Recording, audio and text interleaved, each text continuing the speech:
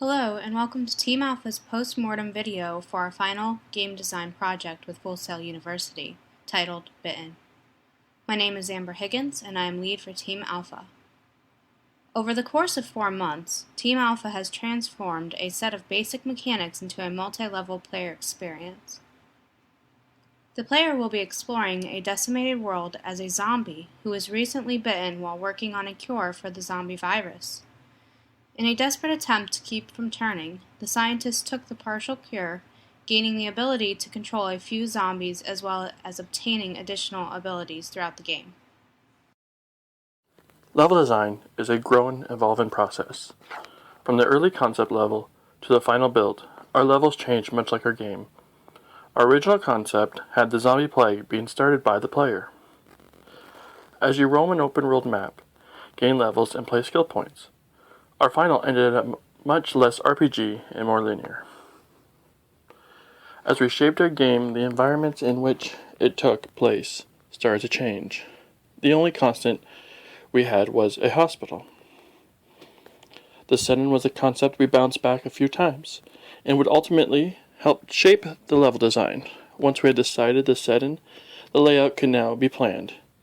Even a simple building like a hospital went through many changes, from a single-story small-town clinic to a full-fledged 7-story building in a large city.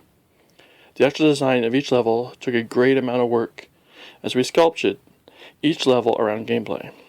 After the initial level was built, and final decisions were made on how everything sat in the level, we went to each level, set up level blocking colliders, light map, and nav mesh to create an immersive experience for the player. In the start of our gameplay design, we started with player movement and enemy AI to give the player some challenge.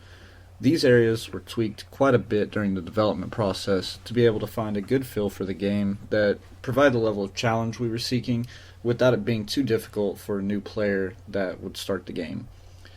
We also decided that adding an eat bar minigame would give a great effect to the game as the player played, because eating the humans was our main gameplay mechanic that we have, so we wanted it to be really engaging.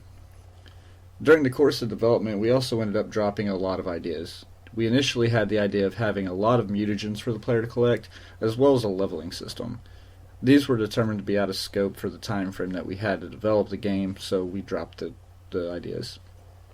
Some of the things we learned during development was that we can't be afraid to drop ideas that aren't working, and that we have to plan carefully about what we can implement into our game within a timely manner. Hello, my name is Gonçalo, and I will be talking a bit about some of our gameplay elements. By creating the environmental hazards, we wanted to give the player the experience of a broken, dangerous world in order to provide more threat overall in this perilous world, creating that way more immersion. We wanted to give some variety of gameplay by adding the key item. Some levels would have more interesting interactions, and by adding these hazards, we felt the world was more alive. These environmental hazards were created with the intent of providing a more challenging experience to the player and more thrill to the adventure. The most difficult part, however, was finding a right balance between the learning curve and the rising difficulty, as sometimes the death threat was exaggerated or not enough. But overall, this was a great learning experience on how to find the right balance in a game.